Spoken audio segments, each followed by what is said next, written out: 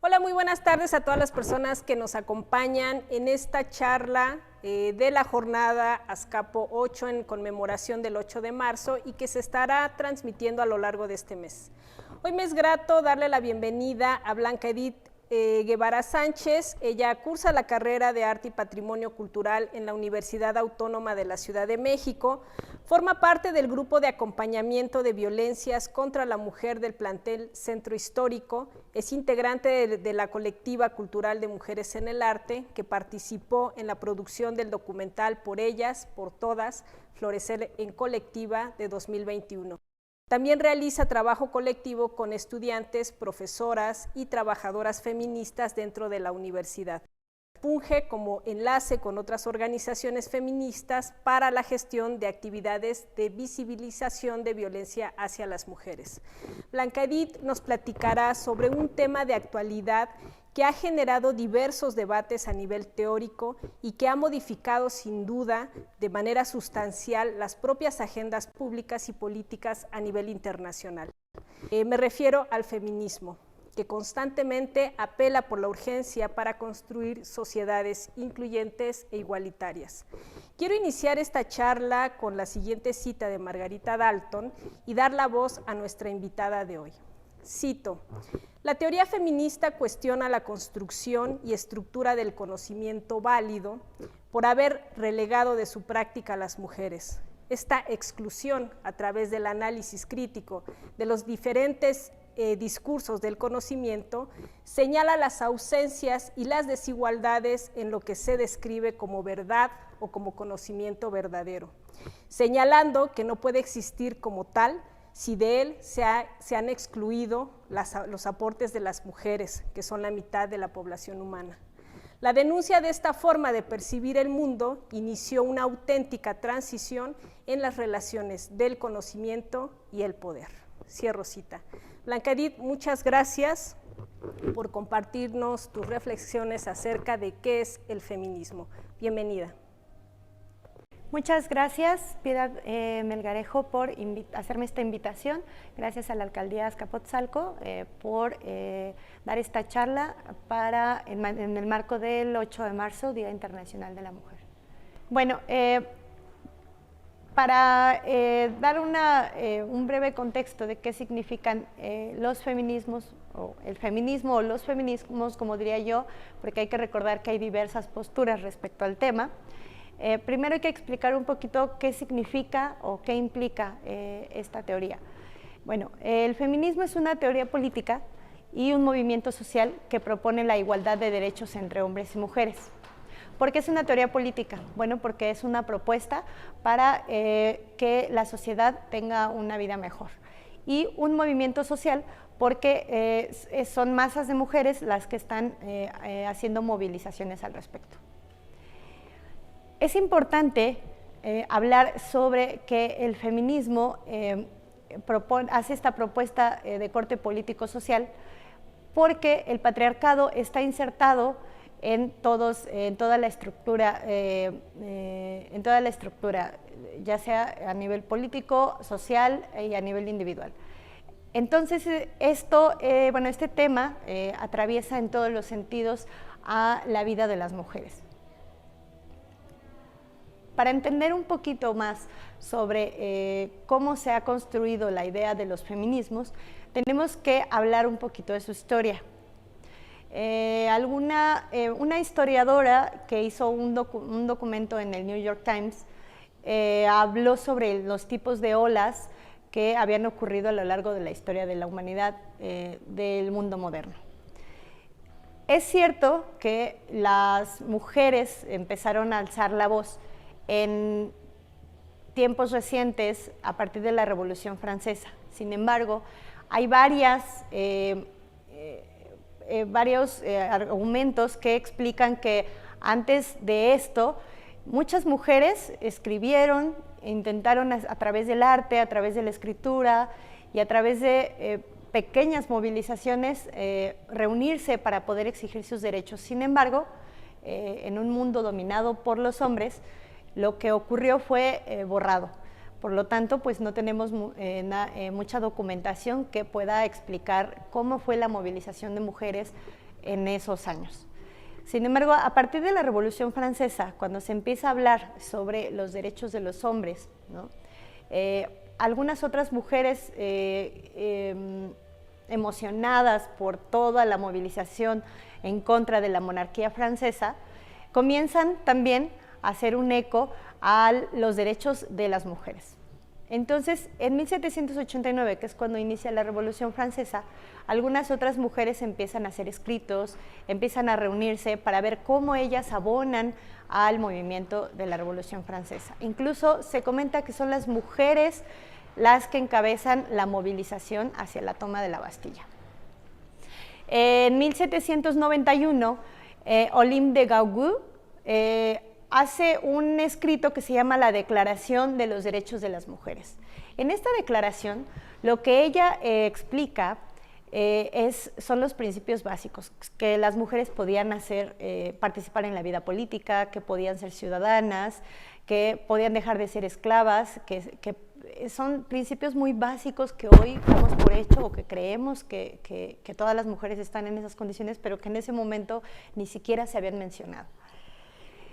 Sin embargo, en la Revolución Francesa también hubo un silencio hacia ellas de parte del movimiento, porque incluso Napoleón llegó a decir que las mujeres debían de reunirse, ¿no?, de a 5 mujeres solamente, porque el movimiento estaba creciendo y obviamente esto representaba un problema hacia el orden patriarcal, ¿no?, de aquel entonces.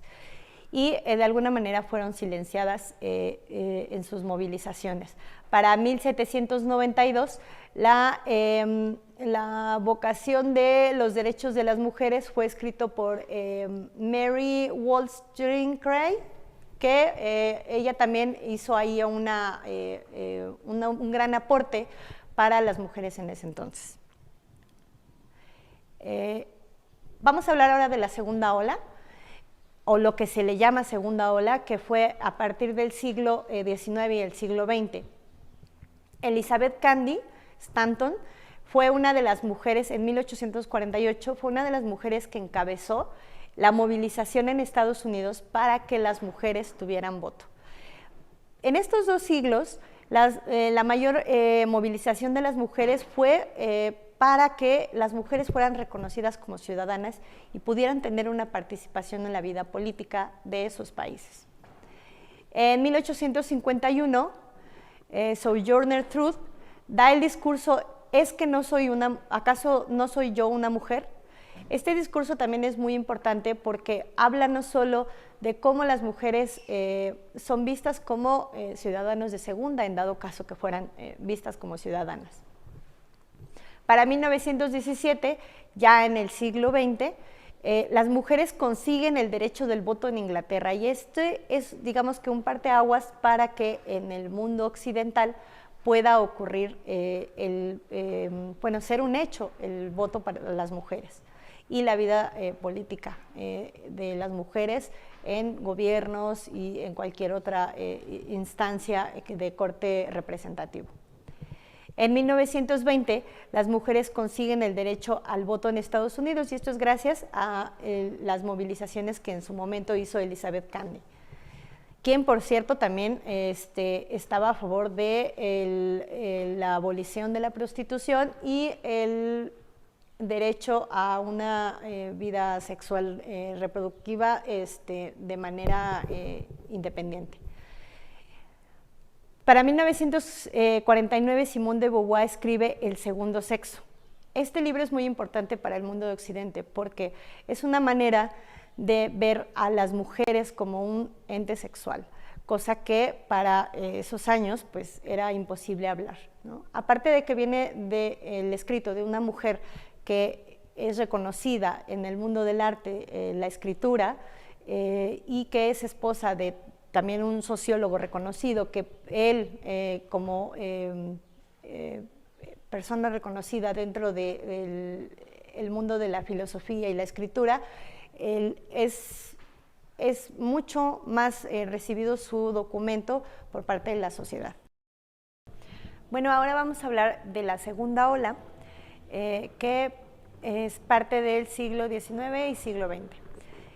Primero vamos a recordar a Elizabeth Cady Stanton, que en 1948 encabeza las movilizaciones de mujeres para obtener el voto y ser reconocidas como ciudadanas. Cabe mencionar que para esta segunda ola, los movimientos de mujeres giran en torno al sufragio y a las movilizaciones de mujeres obreras. Estas movilizaciones que realiza Elizabeth Cady permiten que para 1920 las mujeres consigan el derecho a voto en Estados Unidos. Para 1851, Sojourner Truth da el discurso "Es que no soy yo una mujer". Este discurso es importantísimo porque se da en el marco de la guerra civil en Estados Unidos, ya que ella era una mujer negra y había conseguido la libertad recientemente. A raíz de lo que ocurre con su libertad, ella empieza a ser una mujer activa dentro de la movilización de mujeres y realiza este discurso famoso que se llega a publicar incluso en 2 periódicos. Luego, en 1917, las mujeres consiguen el derecho a voto en Inglaterra. Esta fecha en específico es importante porque se da en el marco de la Primera Guerra Mundial y es un parteaguas para que las mujeres en Occidente obtengan el voto y sean reconocidas como ciudadanas. Para 1940, Simone de Beauvoir escribe El segundo sexo. Este libro es muy importante para las mujeres de Occidente, porque Simone de Beauvoir describe cómo es una mujer, ¿no?, a partir de que se reconoce como tal. Ella sostiene en este libro que las mujeres no nacen, sino se hacen. Y describe los roles a los que son sometidas las mujeres por rol de género. Ahora, cabría preguntarnos en qué ola vivimos hoy. Se habla de una tercera ola que básicamente no tuvo mucho eco porque se dio solo en el mundo de Occidente y fue muy silenciada por muchos de los gobiernos neoliberales y capitalistas. Entonces, ¿podríamos decir que estamos viviendo en la tercera ola o en la cuarta ola? Bueno, la historiadora feminista Linda Nicholson dice que la lucha feminista es unitaria y muy compleja, por lo que ella dice que enmarcarla en una periodización como las llamadas fechas o olas feministas no es muy correcto, porque ella comenta que en cada tiempo de la historia las mujeres han tenido sus aportaciones de acuerdo a sus contextos y a el momento de la historia en que estaban viviendo. Podemos decir que en estos momentos la ola verde-violeta es la que se encuentra en nuestra América, sobre todo en Latinoamérica, que empezó alrededor del 2015, cuando mujeres argentinas hacen movilizaciones para obtener el derecho de la mujer a decidir sobre sus cuerpos y obviamente el derecho al aborto. Cuando ellas hacen estas movilizaciones hay mucho eco porque se empieza a ver como emblemático el pañuelo verde. Hay eco no solo en toda Latinoamérica, que permite que otros países como Chile, recientemente México, se sumen al eco por el derecho a decidir. Este eco llega incluso a otros países donde también se empieza a voltear a ver el feminismo como una alternativa, y en países donde nunca se había hablado sobre el feminismo, donde no se había viralizado incluso en las redes sociales, empieza a tomar mucha importancia el movimiento de mujeres. Y bueno, por último, tendríamos que hablar cuál es el rumbo de los feminismos. Hace no mucho, Rita Segato dio una entrevista donde dice que las mujeres, si continuamos por el camino que vamos, llegaremos a cambiar nuestra historia. Ella comentaba dentro de su entrevista que ella vaticina un tambaleo del orden patriarcal, es decir, que las mujeres durante todos estos años, a partir del momento en que vuelve, digamos que esta última ola, como lo habíamos comentado, se han hecho escuchar en todos los ámbitos, en la escritura, en la ciencia, en los gobiernos, en la vida cotidiana. En todos los ámbitos se ha hecho un eco de la exigencia de las mujeres por la igualdad de derechos, por la exigencia de justicia en el caso de las mujeres asesinadas, violentadas o las que tienen alguna denuncia contra hombres o incluso instituciones. Y bueno, ella dice que no hay espacio en el mundo donde no se haya escuchado la voz de las mujeres.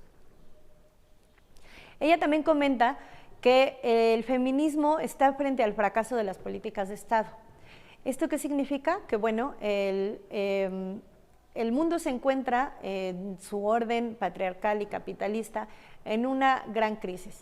Si bien es cierto, las sociedades siguen en la dinámica que presentan las políticas de Estado, hay una gran crisis porque se ha dejado de creer en esto, y esto ha permitido que muchas mujeres volteen a ver al feminismo como una alternativa para movilizarse, organizarse y proponer un cambio con respecto al orden político patriarcal. El feminismo es una lucha contra el orden político patriarcal y no propiamente una lucha de hombres contra mujeres. Es cierto que a las mujeres es a quienes más atraviesa el patriarcado, dejándolas siempre en segundo lugar frente a los hombres, ¿no? Poniéndolas en una posición mucho menos ventajosa que con los hombres. También a los hombres les afecta en varios ámbitos, pero eso no significa que estén contrapuestos. Los hombres, por su parte, tendrían que hacer su trabajo para poder mirarse y ver cómo pueden hacer un cambio contra este sistema patriarcal. Las mujeres feministas necesitan hacer un trabajo de conciencia y de reflexión, o al menos eso dice Rita Segato, tanto en lo político, en lo personal, para hacer una transformación en todos los niveles. ¿Esto qué significa? Bueno, tiene que ver con lo que hablábamos hace rato con respecto a lo personal es político, es decir, las mujeres tenemos que voltear a vernos desde nuestro interior y cómo estamos emocionalmente, físicamente, y cómo nos relacionamos, sobre todo el cómo nos relacionamos. Esto implica el cómo nos relacionamos con otras mujeres y cómo nos relacionamos con el sexo opuesto. Para que esta reflexión permita una verdadera transformación a nivel personal y se ve reflejado en el movimiento de mujeres.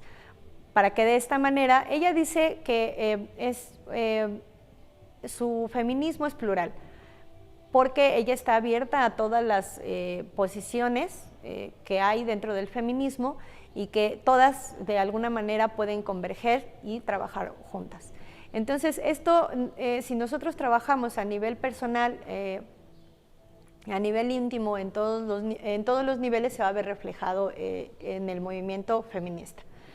Y bueno, de alguna manera lo que podríamos decir es que el rumbo de los feminismos es muy claro ahora, ¿no? A pesar de que hay diversas formas de ver el feminismo, creo que todas podemos decir que estamos alcanzando una cumbre dentro del movimiento y que puede verse futuramente, o tal vez lo vayamos a palpar estas generaciones, el cambio del orden patriarcal. Y bueno, de alguna manera me gustaría pues hacer una invitación a todas las mujeres a que se acerquen a lecturas relacionadas con el feminismo. Parte de esta exposición, parte de un libro que se llama Feminismo para principiantes, que puede darles elementos muy básicos para que entiendan los conceptos, la historia y cómo se ha desarrollado en otros países el o los feminismos y el movimiento de mujeres. Entonces, pues más bien la invitación es para que todas las mujeres puedan un poquito encontrar información verídica que les permita entender de qué va el feminismo o qué onda con el feminismo. Y bueno, con esto terminamos este conversatorio de qué onda con el feminismo, y pues quiero agradecer a la alcaldía Azcapotzalco por haberme invitado en el marco del 8 de marzo y poder hablar de estos temas que son importantísimos para las mujeres el día de hoy. Muchas gracias. Muchas gracias, Edith, por compartirnos esta charla, y les recordamos a todas las personas que nos siguen en esta jornada que pueden consultar el programa de Azcapo 8 en las redes sociales de la Alcaldía de Azcapotzalco, en Twitter, Facebook e Instagram. Muchas gracias por habernos acompañado.